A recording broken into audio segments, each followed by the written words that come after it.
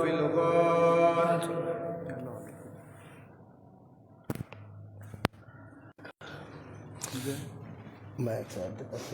إن الله وملائكته يصلون على النبي يا أيها الذين آمنوا صلوا عليه وسلموا تسليما صلاة والسلام عليك يا سيدي يا رسول الله وعلى آلك وأصحابك يا حبيب الله الصلاة والسلام عليك يا نبی اللہ وعلى آلك وأصحابك يا حبيب الله صلی اللہ علیک یا رسول اللہ وسلم علیک یا حبیب اللہ۔ کوئی جان ہے کیا ہے رتبہ میرے صدیق کا، کوئی جان ہے کیا ہے رتبہ میرے صدیق کا، ملائکہ نے بھی پڑھا ہے خطبہ صدیق اکبر کا، کوئی جان ہے کیا ہے رتبہ صدیق اکبر کا، خلافت میں وہی ہے اول، خلافت میں وہی ہے اول، صداقت میں وہی ہے اعلیٰ، صداقت میں وہی ہے اول، صداقت میں وہی ہے اول، خلافت میں وہی اعلیٰ، بڑھایا ہے رتبہ میرے رب نے صدیق اکبر کا، کوئی جان ہے کیا ہے رتبہ صدیق اکبر کا، صحابہ سب نبی پاک کی، صحابہ سب نبی پاک کی آنکھوں کے ہیں تارے، مگر کچھ خاص ہے دے جا میرے صدیق اکبر کا، کوئی جان ہے کیا ہے رتبہ صدیق اکبر کا۔ اللہ کی حمد و ثنا کے بعد درود و سلام سید سروراں حامی بے کساں ماہتاب ازل جلوہ حق نما جناب محمد مصطفیٰ صلی اللہ علیہ وسلم کی بارگاہ بے کس پناہ میں ہدیہ تبریز پیش فرمانے کے بعد نہایت ہی واجب الاحترام گرامی قدر حضرات،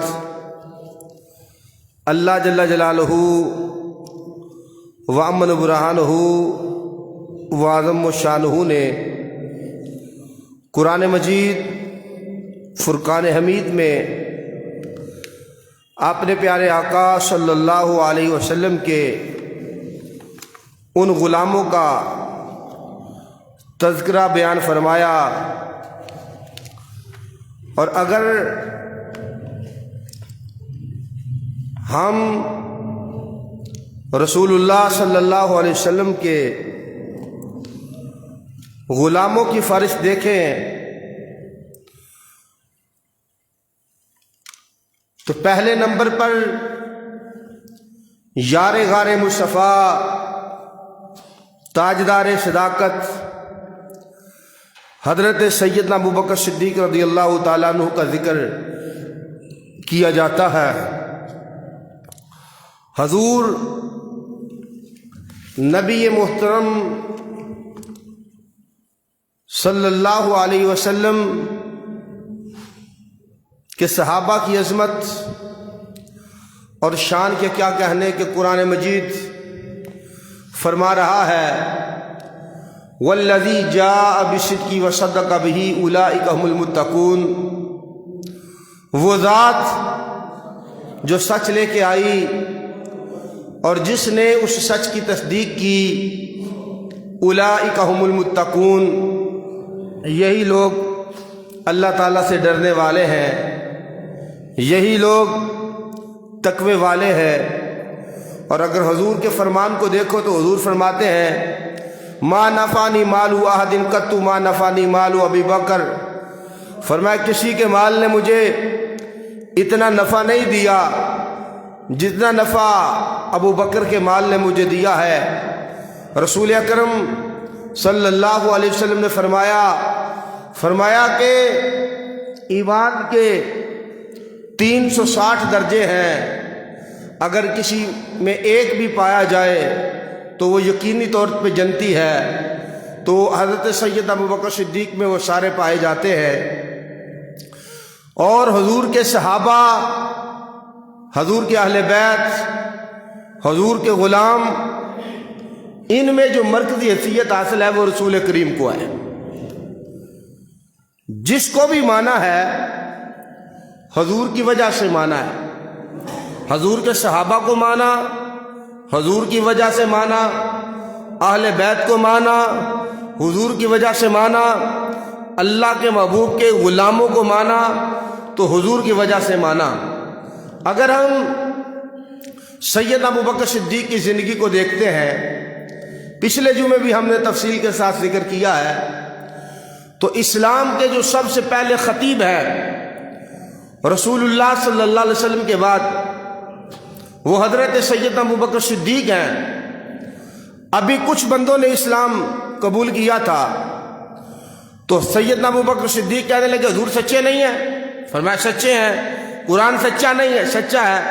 تو پھر اعلان جو ہے اللہ کی توحید اور آپ کی رسالت کا اعلان کرنا چاہیے۔ تو سب سے پہلے اسلام کے نام پر جس کو مار پڑی وہ حضرت سیدنا ابوبکر صدیق ہے۔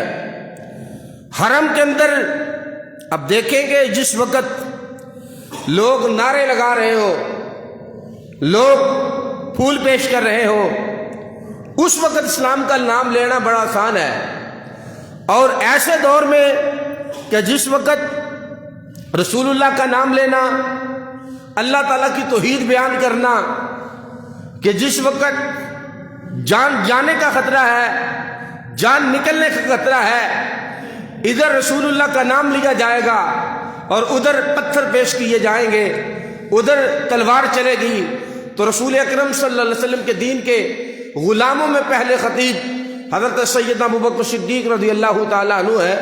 تو جب اعلان کیا سرعام تو کافروں کی طرف سے آپ پہ اتنا ظلم کیا گیا، اتنا ظلم کیا گیا کہ آپ کا یہی چانس تھے کہ آپ کی جان جو ہے وہ نکل چکی ہے، آپ کے قبیلے والے آپ کو اٹھا کر لائے ہیں۔ تو دیکھا کہ بس بڑی پریشانی والی بات ہے، اور سوزش اتنی ہو چکی ہے، آنکھ اور یہ گالوں کو پتہ نہیں چل رہا کہ اتنی مار پڑی ہے۔ اب جب بے ہوش ہے، ماں پاس کھڑی ہے، رشتہ دار پاس کھڑے ہیں، تو جیسے ہی ہوش آیا، اب سب کا تھا کہ اب آئے کریں گے یا واہ کریں گے یا ہائے کریں گے، تو جیسے ہی آنکھ کھلی کہنے لگے میرے محبوب کا کیا حال ہے، میرے آقا کا کیا حال ہے۔ ماں کہنے لگی بیٹا کچھ کھا لو، کچھ پی لو، تمہیں لے جائیں گے۔ کہا مجھے مصطفیٰ کی بارگاہ میں لے کے چلو۔ اب اسلام کے نام پہ جس کو مار پڑی ہے وہ ابوبکر صدیق ہے، اور اسلام کے نام پہ جس نے سارا کچھ رسول اللہ کی بارگاہ میں پیش کیا ہے، ان کا نام ابو بکر صدیق رضی اللہ تعالیٰ عنہ ہے۔ اور دیکھیں کہ جس وقت بڑے بڑے لوگوں کے اوپر ظلم ہو رہے تھے تو اس کو آزاد کروانے والوں میں ابو بکر صدیق کا مال خرچ ہو رہا ہے۔ اور حضرت سیدنا ابو بکر صدیق، حضرت بلال حبشی جن کا آقا امیہ بہت مارتا ہے، احد، لیکن اس کے باوجود حضرت بلال حبشی احد احد احد کی آوازیں لگاتے ہیں تو اتنا ظلم کرتا ہے تو حضور کو کہا یا رسول اللہ میرا دل کرتا ہے کہ میں بلال کو خرید کر آزاد کر دوں۔ اب امیہ کے پاس گئے، کہا سودا کر لے۔ امیہ کی نظر میں کوئی اتنا خاص مقام نہیں تھا بلال حبشی کا، ایک تو وہ حبشی نسل تھے، دوسرا کو ان کے کچھ چہرے کی اتنی ظاہری طور پہ نہیں تھا۔ تو ابو بکر صدیق کہنے لگے میرے سے سودا کر لے، اچھا غلام تجھے دیتا ہوں، سونا غلام لے لے کہ مینوں دے دے۔ تو وہ مان گیا۔ تو جب اس نے دیکھا یہ سودے بڑا آسان ہے، مجھے اچھا غلام دینے کا وعدہ کر لیا ہے، کہنے لگا نانا اینے پیسے بھی دے، اب فلانا فلانا غلام دو تو پھر یہ بلال تجھے ملے گا، یہ بھی دے دیا۔ پھر مکر گیا۔ فرمایا کیسا بے وقوف بندہ ہے، سودا کرتا ہے پھر مکر جاتا ہے، سودا کرنا تو پھر مکر جانا ہے۔ کافی پیسے لیے، باغ لیا، غلام لیے، تو پھر ان کو پیسے دے کے غلام حضرت بلال حبشی کو وہ جب لینے لگے تو جس کو کہتے کھڑاکا مار کے ہنسا، کہا بلال کو خرید لیا۔ کہنے لگا ابو بکر میں تو تجھے بڑا زیرک سمجھتا تھا، تو منڈیوں کا تاجر ہے اور تجھے بڑا ایک تجربہ ہے اس کام کا، لیکن تو نے ایک چھوٹے سے غلام کے بدلے، ایک عام سا غلام ہے اس کے بدلے تو نے جناب والا اتنا کچھ دے دیا ہے۔ فرمایا یہ سودا تیری نظر میں تو اس طرح کا ہے، میری نظر میں بڑا پیارا سودا ہے۔ کہا یہ تو چند پیسے ہیں نا، اگر تم میرا سارا مال بھی مانگتا بلال حبشی کو آج میں نے خرید کے لے جانا تھا۔ تو حضرت سیدنا ابو بکر صدیق رضی اللہ تعالیٰ عنہ نے بلال حبشی کو خریدا اور خرید کر حضور کی بارگاہ میں پیش کر کے آزاد کر دیا۔ یہ حضرت سیدنا بلال حبشی کو جو آزاد کروایا تو حضرت سیدنا ابو بکر صدیق رضی اللہ تعالیٰ۔ اور اب کیا ہے کہ حضرت ابو بکر صدیق رضی اللہ تعالیٰ عنہ روز کہتے ہیں یا رسول اللہ ہم ہجرت کرتے ہیں۔ پہلے مسلمان ہجرت کر کے حبشہ کی طرف جا چکے تھے، مدینہ سے پہلے ہجرتیں ہو چکی تھی، کچھ مسلمان حبشہ کی طرف ہجرت کر کے جا چکے تھے۔ تو اب ابو بکر صدیق رضی اللہ تعالیٰ عنہ روز کہتے ہیں حضور ہجرت کریں، کیونکہ مکہ والے جب لوگ باہر سے حج کرنے کے لیے آتے تو رسول اللہ ان کو دعوت دیتے دین اسلام کی، تو وہ لوگ متاثر ہوتے، تو ان کے لیے یہ بڑی پریشانی تھی کہ ہم جو ہے باہر سے لوگ حج کرنے کے لیے آتے ہیں تو یہ ان کو واضح و نصیحت کرتے ہیں، تو وہ لوگ پوچھتے یہ محمد کون ہے، یہ کس دین کی دعوت دیتا ہے؟ تو وہ کہتے کہ بس ان کا ذہنی توازن درست نہیں ہے، عجیب سی باتیں کرتا ہے، ہمارے باپ دادا کا دین چھوڑ چکا ہے۔ اب ہوا یہ کہ مسلمانوں کے اوپر ظلم کے پہاڑ، اب حضور سرور کونین صلی اللہ علیہ وسلم کے اوپر بھی ظلم و ستم کا انہوں نے بازار گرم کیا ہوا ہے۔ اب حضرت ابو بکر صدیق کے دل کی خواہش تھی کہ ہم ہجرت کر جائیں، لیکن دوسری طرف قرآن مجید فرقان حمید میں سورہ انفال میں تفصیل کے ساتھ ذکر کیا گیا ہے کہ قریش مکہ نے دار الندوہ کے اندر میٹنگ کی کہ کیا کیا جائے کہ یہ رسول اللہ صلی اللہ علیہ وسلم کا جو دین ہے یہ تو پھیلنا شروع ہو چکا ہے، تو وَإِذْ يَمْكُرُوا بِكَ الَّذِينَ كَفَرُوا لِيُثْبِتُوكَ أَوْ يَقْتُلُوكَ أَوْ يُخْرِجُوكَ۔ کافروں نے میٹنگ کی تھی کہ کی کریے، گل بڑھ گئی ہے، اب جو باہر سے آتا ہے وہ بھی ان کا غلامی اختیار کرتا ہے۔ تو شیطان شیخ نجدی کی صورت میں آیا اور انہیں آ کے انہوں مشورہ کیتا ہے گل سنو جے تو تسی انج کیا نا جلا وطن کرو تے جتھے اے جان گے تے اوتھے انہوں نے اپنی رسالت اور اللہ تعالیٰ دی توحید دا ڈنکا بجانا ہے. ایتھوں نکلے تے اوتھے گل تے مکی کوئی نہیں تے جے تسی آندے ہو قید کر دیو تے قید کیتیاں بھی گل بننی نہیں. انہوں نے کہ انج کرو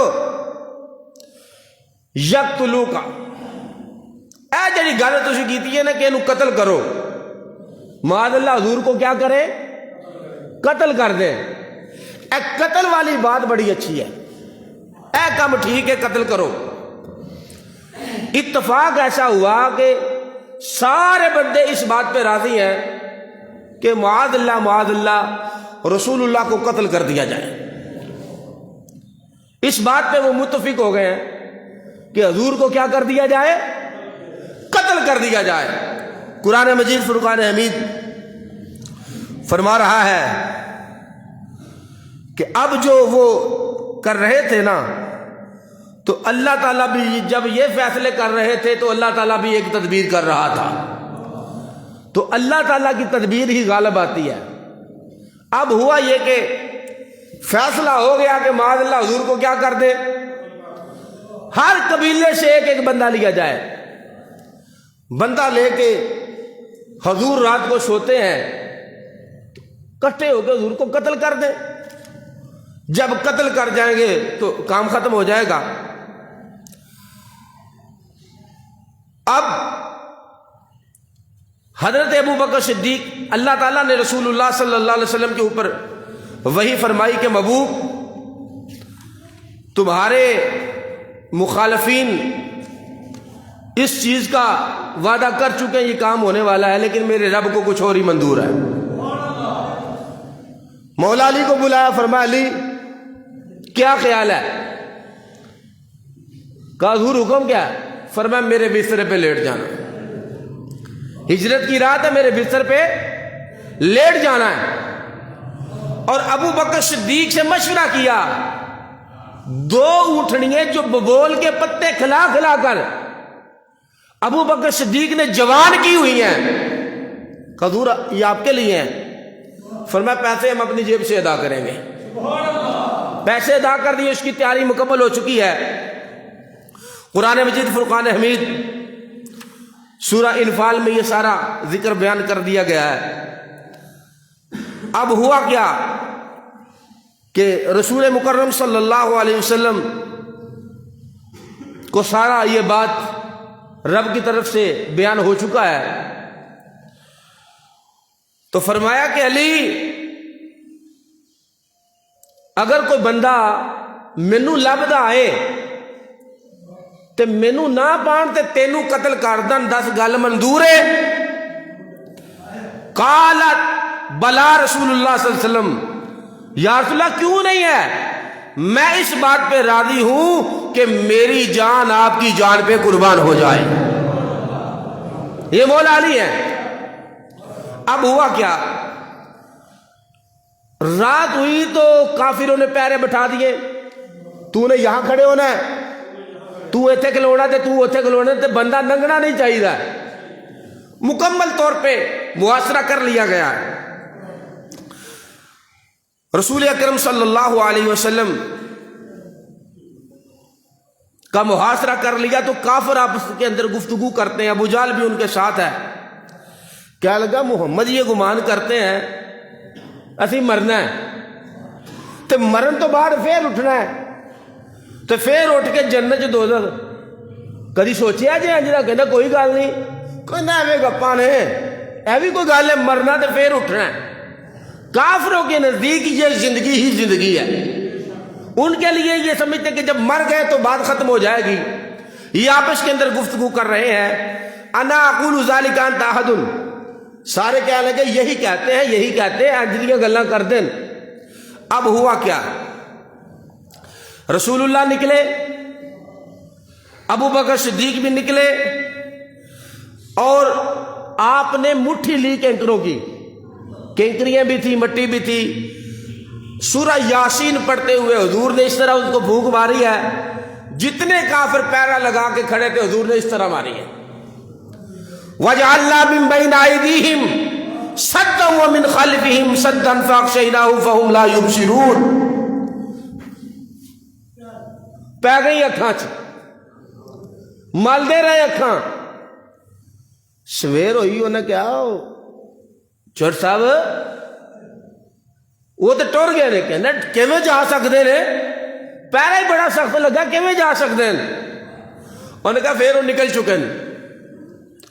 یار بندہ ہیلے بھی نہیں ہے یا ہمارا پیرا ہے. دیکھا تو رسول اللہ کے بستر پہ مولا علی تشریف فرما ہے. کہنے لگے تھے ادھر تو محمد سوئے تھے, کہنے لگا سوندیا تے اسی ویکھے نے, اٹھیا تے علی ہے. وہ کہنے لگے کدھر گئے ہیں؟ کہا تمہارے درمیان تھے, ابو بکر صدیق کے ساتھ چلے گئے. کہنے لگے سانو تو نظر نہیں آئے. ان کا توانو نظر آنا ہی نہیں. انہوں نے یاسین پڑھی ہے تے تواڈیاں اکھاں تے مٹی پا چھڈی ہے, ہن بھی تسی اندے رہنا تے قیامت تک نہیں رہنا. بڑے پریشان ہوئے. انہوں نے کہا جناب پکڑو پکڑو, جانے نہ پائے. انہوں نے کہا جی سراقہ بن جاشم کو. انہوں نے کہا اونٹا نہ اعلان کرو. سراقہ نے نہ سنا, اونٹ مل گئے. ابو بکر صدیق گھر والوں کو بتا کے گئے, اپنے عامر بن فہیرہ کو کہہ دیا, اپنے بیٹے عبداللہ کو کہہ دیا کھانا تو نے پیش کرنا ہے, جسوسی تو نے کرنی ہے.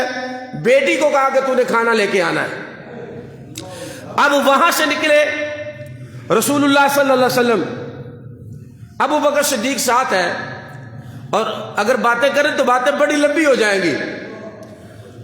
غار کے اندر, اور حضور سرور کونین نے ابو بکر سے پوچھا, ابو بکر سنا تکلیفاں آنیاں تے پریشانیاں بھی آنیاں نے, تے اے اینجی ہے کہ لوکی منو قتل کرنا چاہن تے تو میری جگہ تے قتل ہو جائے.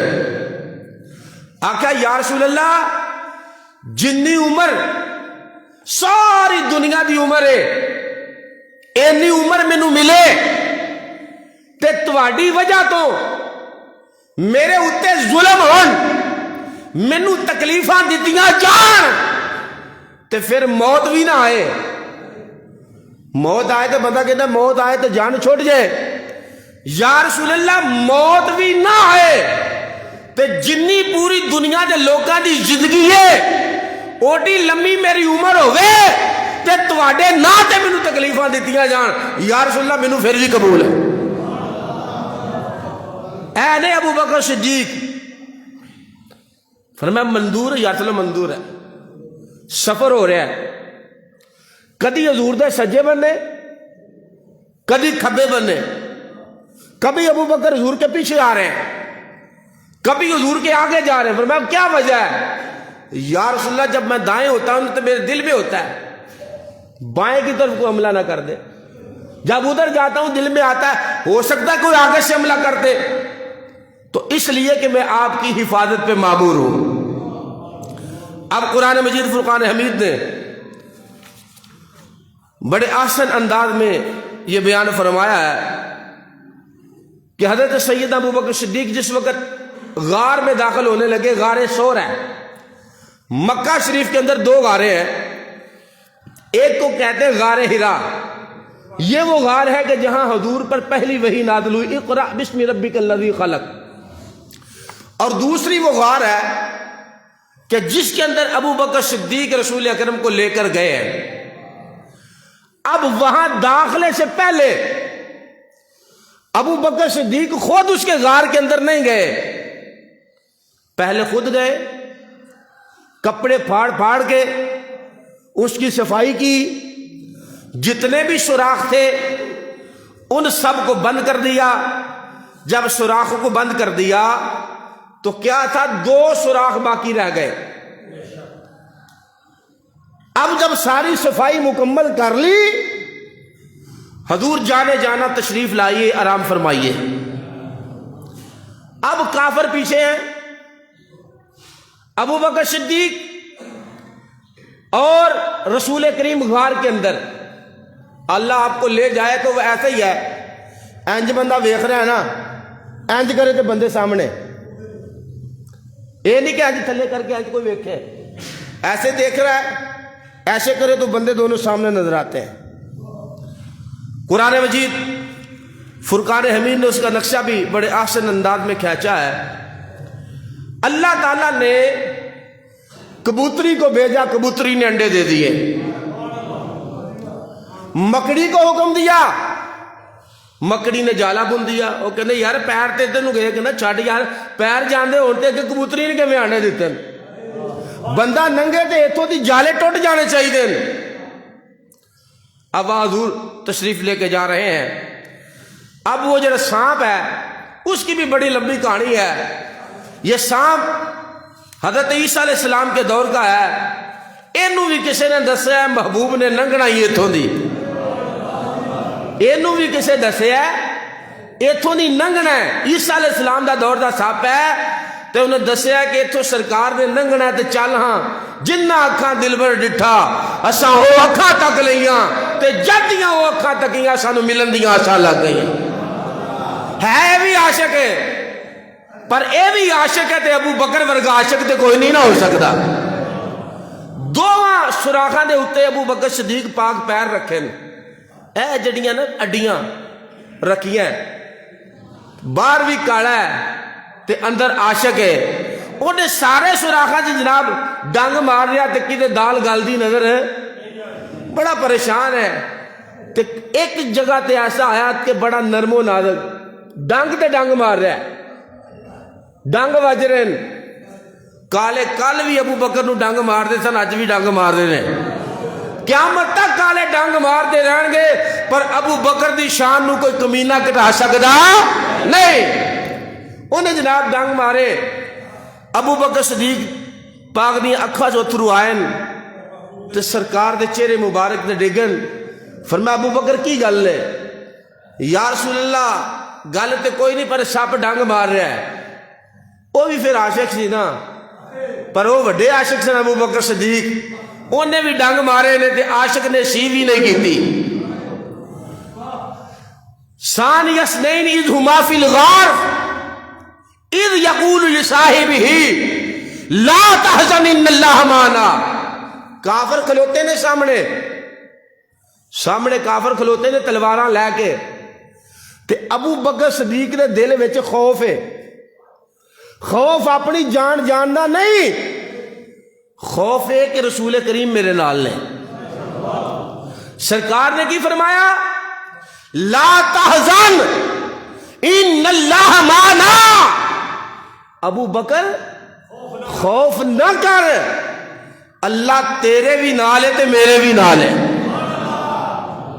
اللہ تیرے بھی نال ہے تے لا تحزن ان اللہ معنا، خوف نہ کر۔ فرمایا جاؤ تھوڑا اگے جاؤ تے لے کے آؤ کچھ پینے واسطے۔ ابو بکر صدیق گئے تے دیکھیا نہر تے نہر دے اندر جناب والا اتو آپ نے پانی لیا جناب، شہد نالو میٹھا، دودھ نالو چٹا۔ یا رسول اللہ کی گل ہے ایتھے کتے نہر آ گئی ہے؟ فرمایا اللہ تعالیٰ نے جنت دی نہر دا کنیکشن ساڈے غار نال کر چھڈیا ہے۔ وجہ کی ہے؟ لا تحزن ان اللہ معنا۔ فرمایا خوف نہ کر، اللہ تیرے بھی نال تے میرے بھی نال۔ 3 دن 3 راتاں ابو بکر صدیق اور رسول کریم غار کے اندر رہے ہیں، نماز تو اتری نہیں ہے ابھی۔ اب آپ اندازہ کریں، ابو بکر صدیق نے آخیا ہوئے گا یا رسول اللہ میں تھک گیا میں آرام کر لاں۔ 3 دن اور 3 راتیں ابو بکر صدیق نے ٹکا کے حضور کے چہرہ ودھا کی زیارت کی ہے، اور اتنا قرب وہاں سے نکلے، اور انوار التجلیات اتنے تھے۔ ام معبد کا گھر بھی رستے میں آتا ہے، حضور وہاں تشریف لے کے گئے، ماں کو کہنے لگے، ابو بکر صدیق کہنے لگے ہم 2 دوست ہیں ہماری مہمان نوازی کرو۔ کہنے لگے میں غریب ہوں میں کی کراں؟ تو ابو بکر فرمایا یہ تیری بکری دودھ دیتی ہے۔ کہنے لگی یہ نہیں کتنے دینا ہے، کھیری ہے، دودھ دینے کے قابل ہی نہیں ہے۔ ابو بکر صدیق پاک نے پکڑا، ہاتھ رکھا اس کے اوپر، ہاتھ لگنے کی دیر تھی، اللہ تعالیٰ نے اس کے حوانے کو دور سے بھر دیا۔ وہاں سے چلے ابو بکر صدیق اور رسول کریم، ابھی نکلے ہی تھے، ام معبد کا بیٹا گھر میں تھا اور اس کی والدہ ام معبد، شوہر گیا ہوا تھا کہیں۔ اتفاق ایسا ہوا کہ انہوں نے حضور کا اور ابو بکر کا نام ہی نہیں پوچھا۔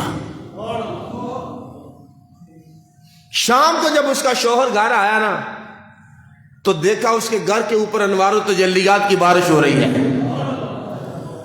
کہنے لگا کون آیا؟ اب نام تو پوچھا نہیں ہے، انہوں نے اپنی طرف سے حضور کا نام رکھ لیا مبارک، برکت والا۔ کہنے لگا وہ مبارک اور اس کا یار آیا ہے۔ اس کے شوہر نے روزانہ رات کو واپس آنا، کہنے لگا مبارک کی باتیں سناؤ۔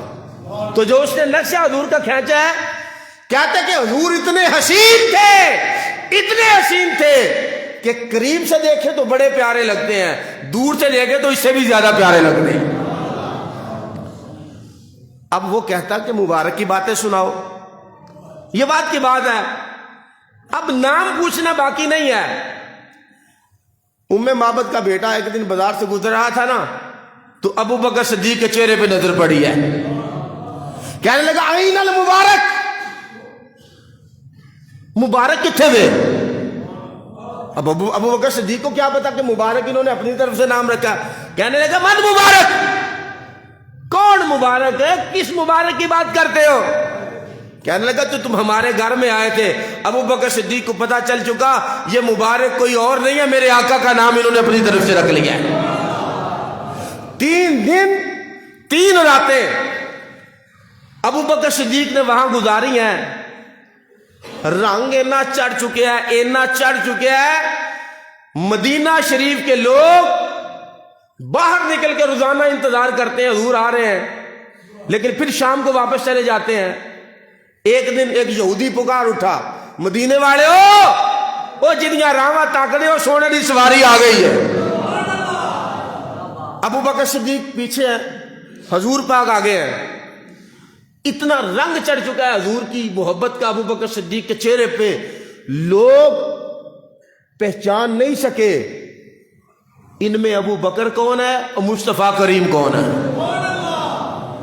پوری کائنات کے اس نیلی چھت کے نیچے ابو بکر جیسا مرید کوئی نہیں ہے، مصطفیٰ جیسا پیر کوئی نہیں۔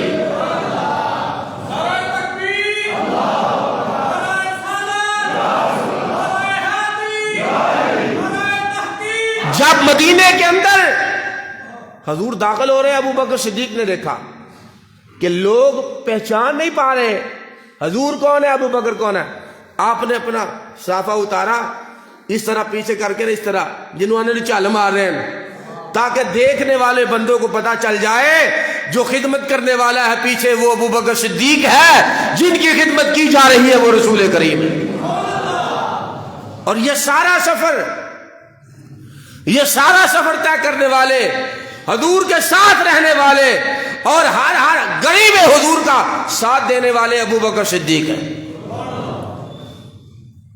اور مدینہ شریف میں جب تشریف لائے تو رونق چہرے کی چمک یہ بتا رہی تھی یہ وہ آقا ہے کہ جن کا مرید ابو بکر صدیق ساتھ آیا ہے۔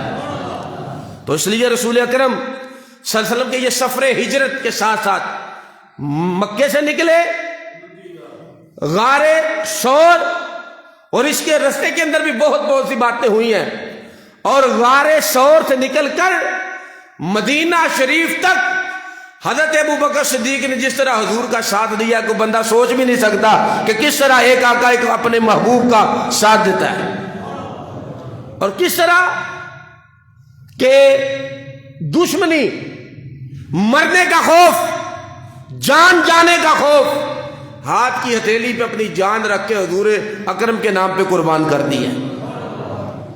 اور قرآن مجید فرقان حمید بیان فرما رہا ہے والذی جاء بالصدق وصدق به اولئک هم المتقون، فرمایا وہ ذات جو سچ لے کے آئی اور جس نے اس سچ کی تصدیق کی، اولئک هم المتقون، یہی لوگ تقوی والے ہیں۔